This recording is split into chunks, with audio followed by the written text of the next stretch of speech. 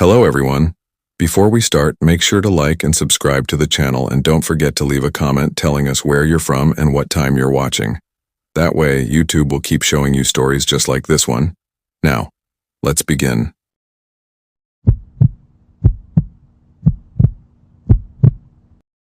When I was in my 20s, I worked nights as a security guard in a small town in Vermont. It wasn't a glamorous job, mostly just patrolling warehouses and office buildings, but I picked up every shift I could. That's how I ended up getting assigned to the cemetery detail. Yes, you read that right. The cemetery in our town was so old and had such a reputation for kids breaking in at night that the town council paid guards to keep watch. It was never supposed to be dangerous.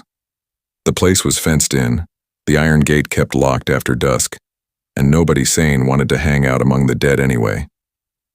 Still, the job paid extra for hazard duty, so I took it. The cemetery itself sat on a hill overlooking the river, its rows of gravestones sloping downward like the teeth of a crooked jaw. The gate was huge, black and rusted, bound with a chain and heavy padlock. The key was ancient. It looked like something out of a horror movie, long and iron with teeth worn from 100 years of use. My shift was simple. Walk the perimeter every hour, check that the gate was locked, and make sure no kids were trespassing. For the first week, it was easy money. I walked the fence, shined my flashlight between the headstones, and sat in my truck the rest of the time. But on the 8th night, something changed. I was making my rounds when I noticed the gate wasn't shut tight. The chain was hanging loose, the padlock swinging open as if someone had unlatched it. My stomach tightened. I knew I'd locked it the night before. I always double-checked. I grabbed the lock and clicked it shut again, chalking it up to maybe forgetting in my exhaustion. But I couldn't shake the feeling that someone had been inside. The following night, the same thing happened. I approached the gate, and the lock was open, the chain dangling. But this time, the gate itself stood slightly ajar, creaking in the wind. I felt a chill roll down my spine. I called my supervisor the next morning, but he brushed it off. "Teenagers, just keep locking it," he said. But I knew better. Whoever was opening that gate wasn't breaking the lock, they were using the key, and the only key was in my pocket. By the 3rd night, I decided to stay near the gate. I parked my truck right in front of it, killed the engine, and sat in the darkness. Midnight passed. 1 a.m., 2 a.m. The air grew damp and heavy, the kind of stillness that makes your ears ring.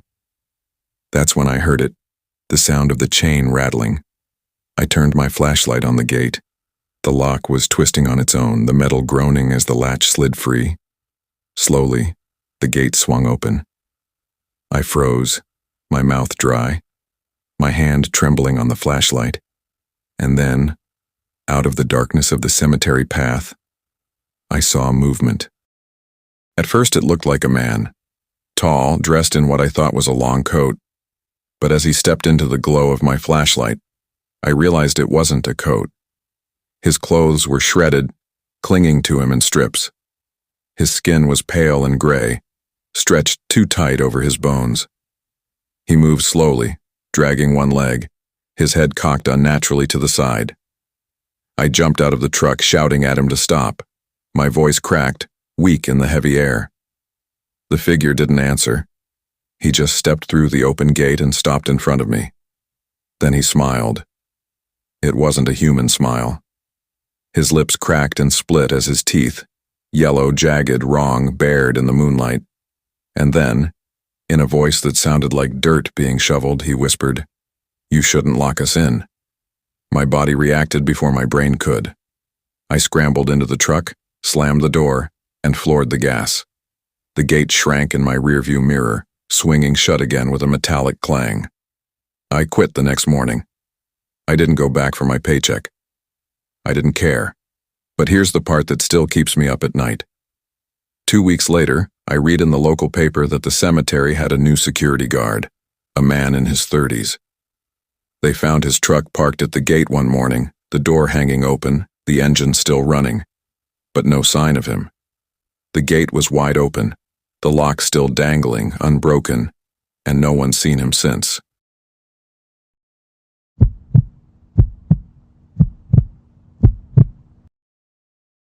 was little, maybe 10 or 11, my grandmother used to tell me strange stories about our town's old cemetery.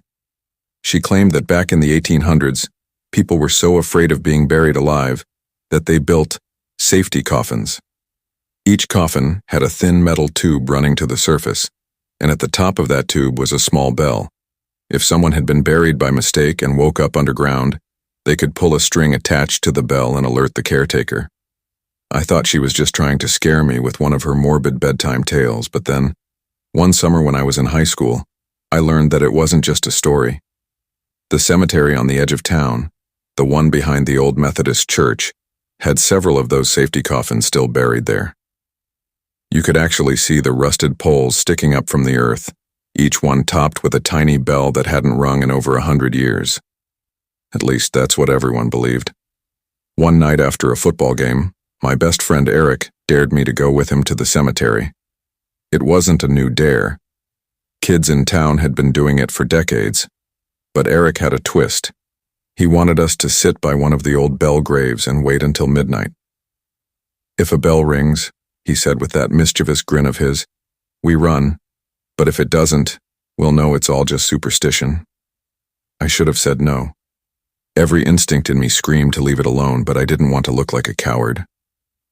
So we hopped the cemetery fence just before midnight, flashlights in hand, our sneakers crunching on the gravel path. The air was heavy with that strange dampness cemeteries always seem to hold, the smell of moss and earth thick around us. We found one of the graves easily, a small marble headstone nearly eaten away by time, with a thin iron tube rising out of the soil. At the top was the bell, rusted but intact. It was small, maybe the size of a teacup, and it swayed slightly in the breeze but made no sound. Eric sat cross-legged right in front of it.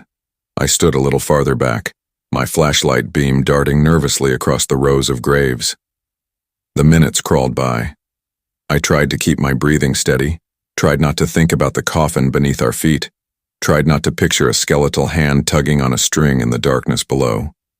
When my phone vibrated with the time, 11:59, I swear I felt my heart stop. Midnight came, and for a moment, nothing happened.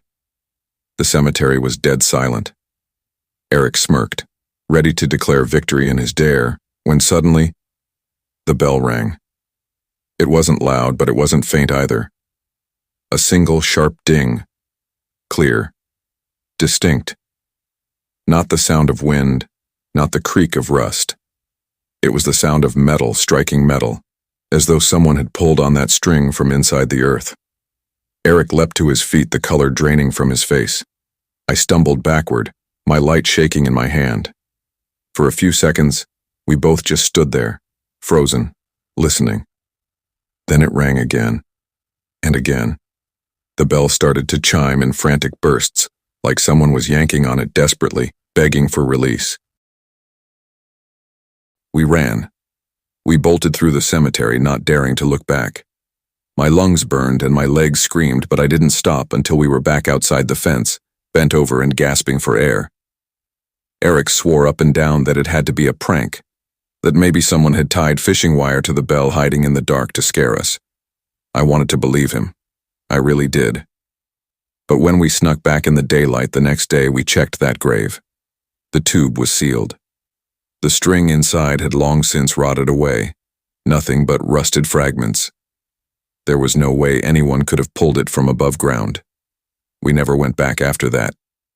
But sometimes when I pass by the cemetery late at night, I swear I can hear faint chiming drifting through the stillness. Not just one bell, but many, ringing at once, echoing from every corner of that graveyard. And each time, I can't help but wonder, what if they were never really dead in the first place?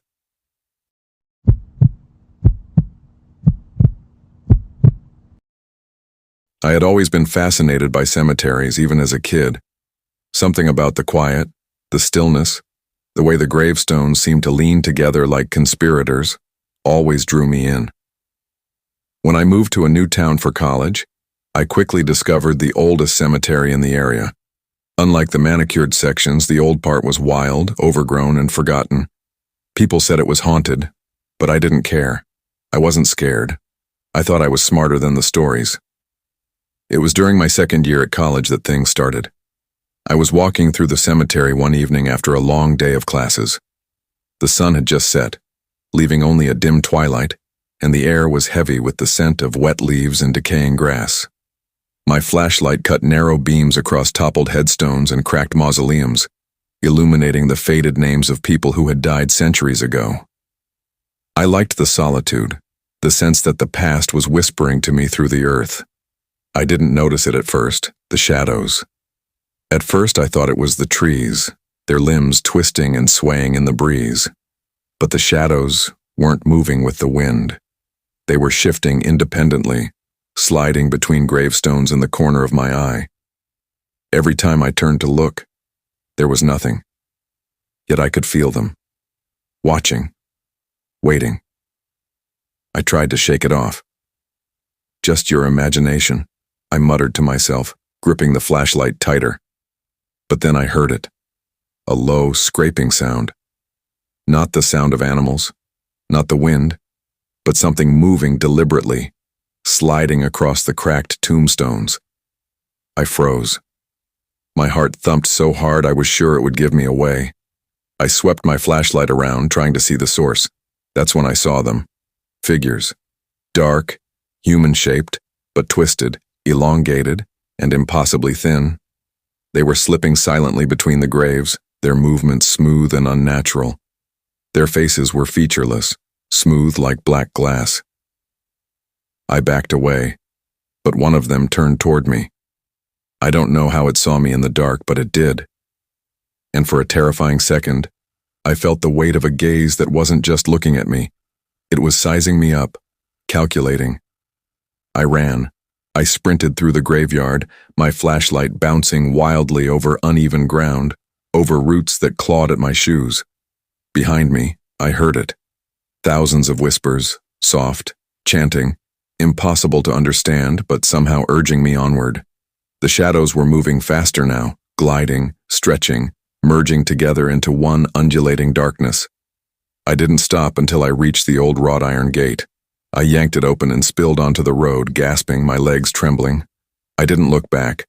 Not until I was safely back in my dorm room did I allow myself to catch my breath. But the nightmare didn't end there. That night I woke to a scratching at my window. I lived on the first floor, so no one should have been able to reach it. My heart froze when I saw dark shapes moving across the glass, pressing faintly against it. I couldn't make out faces, but I could feel those same empty gazes from the cemetery staring in at me.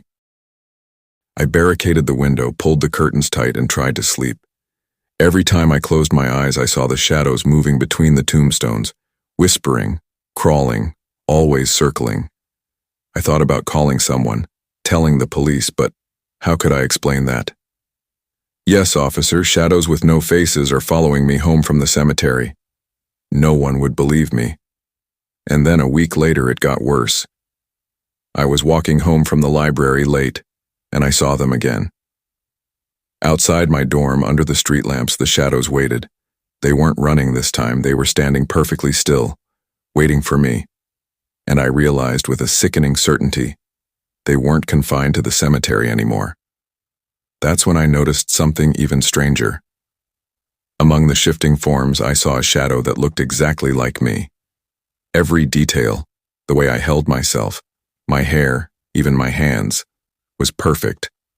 And it wasn't just mimicking me. It was watching me, learning me, preparing. I screamed and ran.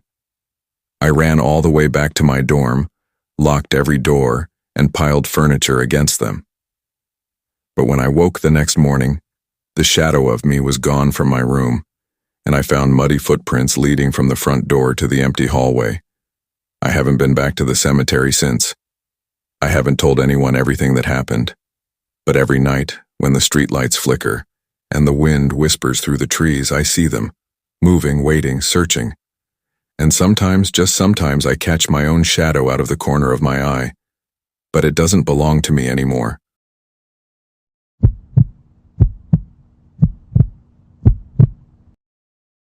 I never believed in ghosts until the summer I worked as a caretaker at Hollow Creek Cemetery. a sprawling, centuries-old graveyard tucked away behind the woods outside our town. I took the job mostly because it paid well for seasonal work, and I liked being alone with my thoughts. But that summer would teach me that some places are alive in ways you'd never imagine, and that the dead sometimes make their voices heard. The cemetery was divided into sections. The newer part was neat, manicured, full of shiny stones and freshly planted flowers. But the older section, what people around town called the Forgotten Row, was different. The headstones were crumbling, names worn smooth by centuries of wind and rain. Moss draped across cracked marble, and twisted oaks cast shadows that seemed almost human at dusk. That was where I spent most of my nights, mowing the overgrown paths, fixing broken fences, and occasionally repairing toppled stones. It started on a Thursday evening just after sunset. I was locking the main gate when I thought I heard singing. Soft, melodic, faint, like children in a choir. I froze. The cemetery had no residents except me, and I hadn't seen anyone for hours. Curious, I followed the sound, my flashlight cutting narrow beams through the gloom. It grew louder as I entered the Forgotten Row. I stopped near an old mausoleum, and the singing became clearer. A harmonious chorus, voices overlapping, ethereal, almost too perfect to be real. I crept closer and looked around. There was no one, only the headstones, leaning like silent witnesses. I shook my head, convinced it was just my imagination or the wind whistling through the trees. But then the singing stopped abruptly, leaving an eerie silence that pressed against my ears. That night I couldn't sleep. Every time I closed my eyes, I heard faint echoes of that choir, drifting through the darkness of my room. I tried to convince myself it was the wind again, or maybe a recording someone had left somewhere. The next evening I stayed later, wanting to see if it was a one-time thing. Around the same time, twilight, the singing returned. Louder this time, more insistent. It seemed to be coming from a cluster of graves at the very back, the oldest ones in the cemetery. My flashlight flicked across the cracked marble and I froze. On one of the stones was a name I recognized from the town archives, Eleanor Whitcomb, 1783-1792. A child. Then I noticed them. Small, faintly glowing figures. Children, maybe 8 or 9, translucent but defined, standing among the graves, mouths moving in perfect harmony. Their eyes were hollow, dark pools, and they stared straight at me as they sang. I stumbled back, my heart hammering. I wanted to run, but my legs were frozen. The figures didn't seem to notice my fear. They continued their song, voices blending in ways that no human choir could replicate.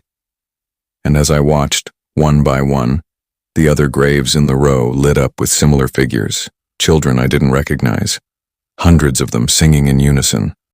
Panic finally broke my paralysis. I turned and ran toward the gate, hearing their chorus swell behind me, following, echoing through the cemetery like a tidal wave. When I reached the road, I dared a glance back. The singing stopped abruptly, and the figures were gone. But the air was thick, heavy, like the memory of hundreds of whispers pressing against me. I didn't return that night. I tried to sleep at home, but at exactly midnight, I heard it again, the faint, angelic chorus drifting through my window. I covered my ears, screamed, and tried to convince myself it wasn't real. I returned to the cemetery the following night, too curious to stay away, despite my fear. That's when I noticed something I hadn't before. Every child in the choir had an object with them. A toy, a piece of clothing, a tiny trinket. Each one looked worn, torn, and oddly out of place, as if left behind in life. One figure stepped forward and held out a tiny porcelain doll toward me.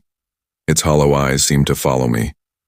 I reached for it, and the moment my fingers brushed the doll, the singing intensified, almost unbearably loud. The children's eyes turned black, swirling, pulling me into their gaze. I stumbled backward, dropping the doll. The last thing I remember before I woke up was the sound of hundreds of whispers saying, "Join us, join us." Forever. When I came to, I was lying at the edge of the cemetery, my flashlight broken, mud caked to my clothes. The gate was locked. No sign of the choir remained, but I could still hear them sometimes, faintly, in the quietest moments of night. I never worked there again. I moved to another town, but even now, 15 years later, when I walk past cemeteries at night, I swear I hear the faintest hum of a child's choir carried on the wind. And sometimes, when the moon is high, I swear one of the figures appears in the corner of my vision, standing among the shadows, waiting, watching, remembering.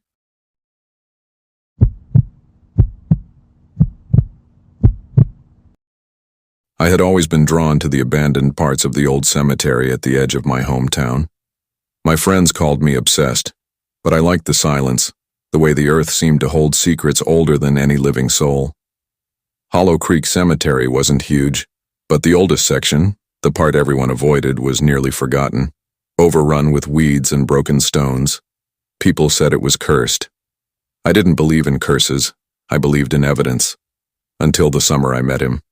I was about 21, working my summer break as an assistant to a historian who cataloged the graves for the town archives. My task was simple: photograph headstones, record names and dates, and note any unusual inscriptions. It was tedious work, but it paid, and I didn't mind the solitude. On the first day, I noticed a stone that seemed different, not just because it was older than the others, or the name barely legible. It was the space around it. The grass nearby didn't grow. The air felt heavier, and when I stood too close, I felt like someone, or something, was staring.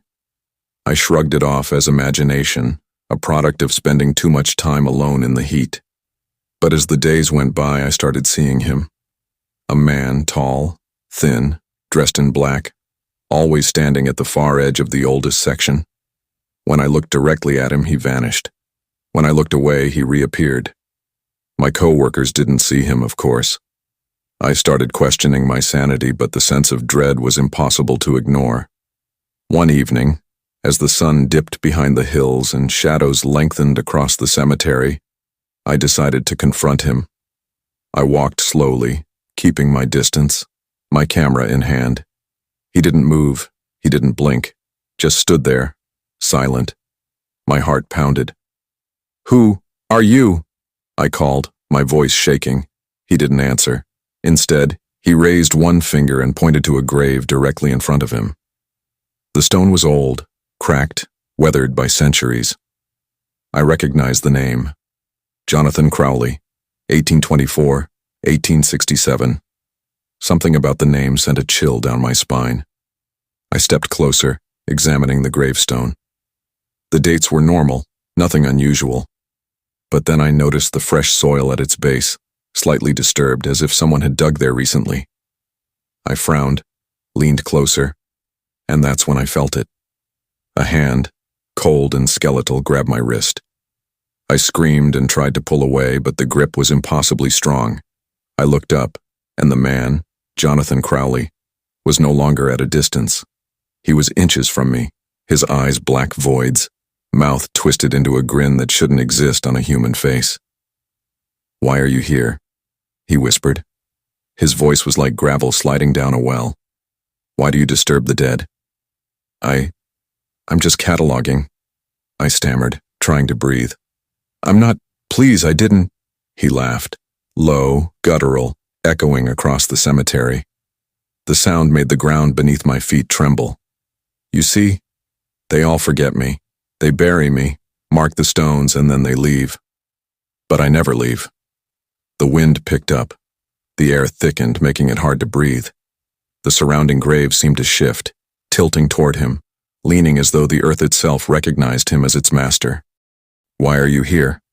I asked again, my voice barely audible. "I wait," he said, "for those who wander, for those who watch, for those who remember too much, and now, you will stay." Before I could react, the ground beneath me softened. I stumbled, trying to pull free from his grip. I fell onto the disturbed soil and I felt it move. Not just the earth, but something beneath it. Alive, fleshy, crawling, grasping at my legs. I screamed, thrashing, but the more I struggled, the tighter his grip became. And then, with a sudden jolt, I was pulled forward into the soil itself. I sank ankle deep. Panic surged as I realized I was being buried alive, my arms pinned by roots and cold clay. I could feel the grave closing around me, the walls pressing in, the darkness complete. And then, just as suddenly as it began, it stopped. I opened my eyes. I was on the ground, breathing heavily. The man was gone. The grave was empty. The disturbed soil looked ordinary again. My camera lay nearby, still on the tripod. Had it all been a hallucination? Stress? Heat exhaustion? I don't know. I ran home that night, didn't look back, and never returned to Hollow Creek Cemetery. But the worst part came months later, when I was going through the photos I had taken for the town archives. I stopped cold on one image. Myself, standing next to the Jonathan Crowley grave. And there, in the background, was the man. Only this time he was smiling straight at the camera. Not far behind him, dozens of shadowy figures emerged from the graves, all staring. And in the corner, I saw my own face, pale and twisted, looking back at me from the earth itself. I deleted the photo. I threw away the camera. But sometimes at night I hear it, the scratching, the whispers, the laughter. And deep down, I know the man in black never left. And one day, he'll come for me again.